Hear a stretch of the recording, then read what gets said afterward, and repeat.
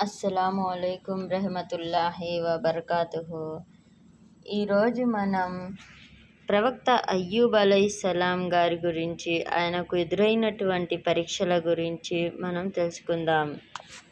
కొందరు దైవదూతలు అల్లా సృష్టిలోని కొన్ని ప్రాణుల గురించి మాట్లాడుకోసాగారు. విధేయత చూపి అల్లా ప్రసన్నతను పొందిన వారి గురించి వారు చర్చించుకోసాగారు. అలాగే అహంభావంతో విర్రవీగి అల్లా ఆగ్రహాన్ని కొని తెచ్చుకున్న వారి గురించి సంభాషిస్తుండగా, ఒక దైవదూత ప్రస్తుతం భూమిపై ఉన్న వారిలో అత్యుత్తముడు అయ్యూబ్. ఆయన ఉన్నత వ్యక్తిత్వం కలిగినవాడు, గొప్ప సహనశీలి, ఎల్లప్పుడూ అపార కరుణామయుడు అయిన విశ్వప్రభువును స్మరిస్తూ ఉంటాడు. అల్లాను ఆరాధించే వారికి ఆయన గొప్ప ఆదర్శం. అందుకు ప్రతిఫలంగా అల్లా ఆయనకు దీర్ఘాయుష్షు ప్రసాదించారు, అపార సంపదలు ఇచ్చారు. అయ్యూబ్ అలైహిస్సలాం ఎన్నడూ అహంభావానికి పాల్పడలేదు.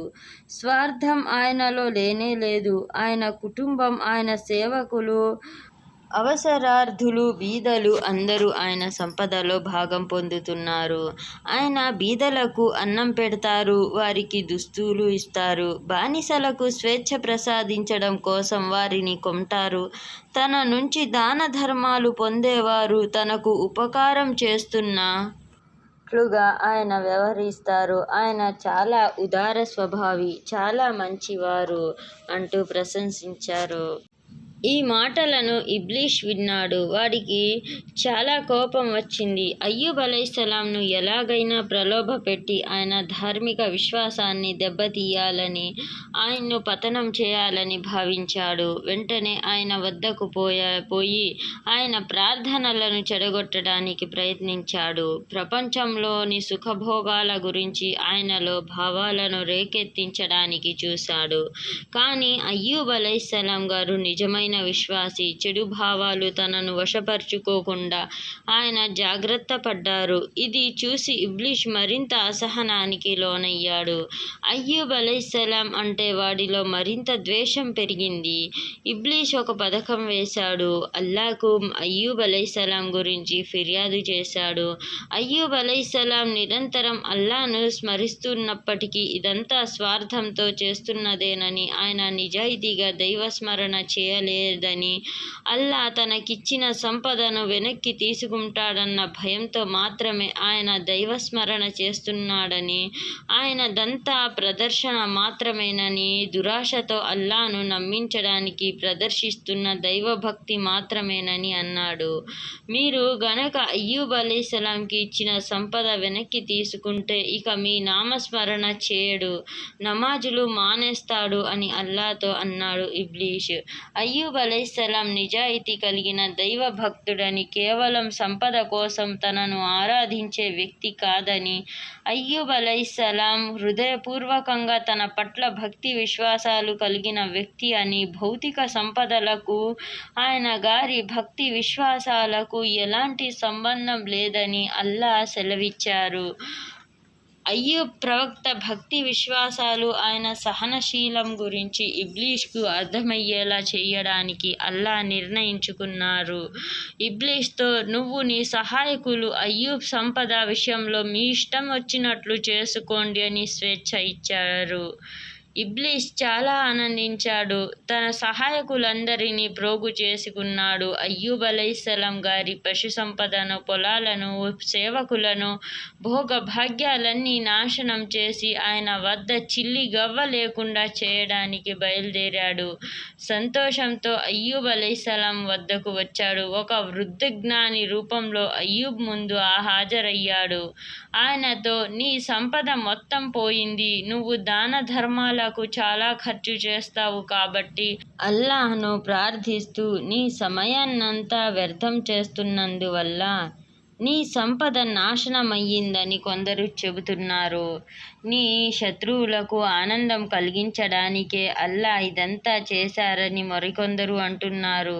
నష్టం కలగకుండా కాపాడే శక్తి అల్లాకు ఉన్నట్లయితే నీ సంపదను ఆయన కాపాడి ఉండేవారు అన్నాడు. కానీ అయ్యూబ్ అలైహిస్సలాం నిజమైన విశ్వాసి. ఆయన జవాబిస్తూ, నా మంచి అల్లా తీసుకున్నదంతా నిజానికి అల్లాకు చెందినదే. నాకు కేవలం కొంతకాలానికి మాత్రమే ఆ సంపద ఆధీనం చేయబడింది.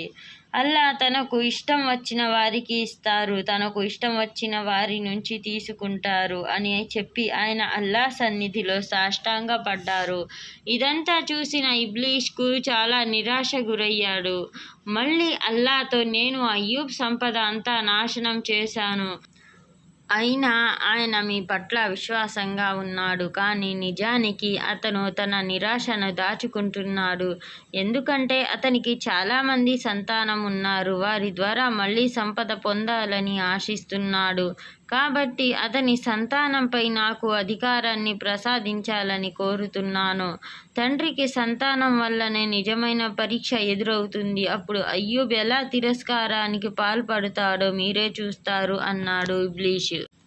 అల్లా ఇబ్లీష్కు అతడు కోరిన అధికారాన్ని ఇచ్చారు. నువ్వేం చేసినా అయ్యూబ్ అలైహిస్సలాంలో భక్తి విశ్వాసాలను ఇసుమంత కూడా తగ్గించలేవని హెచ్చరించారు.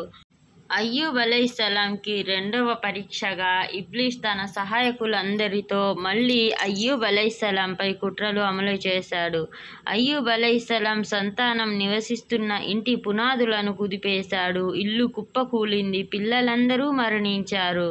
ఆ పిదప అయ్యూబ్ వద్దకు వచ్చి సానుభూతి పరుని వలె నటిస్తూ వెళ్ళాడు. ఆయన్ను ఓదారుస్తున్నట్లు నటిస్తూ, మీ పిల్లలు మరణించిన పరిస్థితులు చాలా విచారకరమైనవి. నిజంగా మీరు ప్రార్థిస్తున్న దేవుడు మీ ప్రార్థనలకు సరైన ప్రతిఫలం ఇవ్వడం లేదు అన్నాడు. ఈ మాటలు చెప్పి అయ్యూబ్ ఏమంటారో అని ఆతృతగా ఎదురు చూడసాగాడు. ఇప్పుడు అయ్యూబ్ అలైహిస్సలాం నిజంగా అల్లాను తిరస్కరిస్తూ మాట్లాడుతారని వాడి ఆశ. కానీ అయ్యూబ్ అలైహిస్సలాం జవాబు వాడిని మరింత నిరాశకు గురిచేసింది. ఆయన వాడికి జవాబిస్తూ, ఇచ్చేవాడు అల్లాహే. ఆయన తానిచ్చినది కొన్నిసార్లు తీసుకుంటాడు. అల్లా కొన్నిసార్లు ప్రసన్నుడవుతారు, కొన్నిసార్లు ఆగ్రహిస్తాడు. అంతా మన ఆచరణలను బట్టి ఉంటుంది. నాకు మంచి జరిగినా చెడు జరిగినా ఏం జరిగినా నేను మాత్రం అల్లా పట్ల నా విశ్వాసం విషయంలో స్థిరంగా ఉంటాను. సృష్టికర్తకు ఎల్లప్పుడూ కృతజ్ఞుడనై ఉంటాను అన్నారు. ఈ మాటలు చెప్పి ఆయన అల్లా సన్నిధిలో సాష్టాంగపడ్డారు. ఇదంతా చూసిన ఇబ్లీష్ చాలా నిరాశకు గురయ్యాడు. అల్లా మనకు వినే భాగ్యాన్నే కాకుండా ఆచరించే భాగ్యాన్ని ఇవ్వాలని ప్రార్థిస్తున్నాను. ఆమీన్.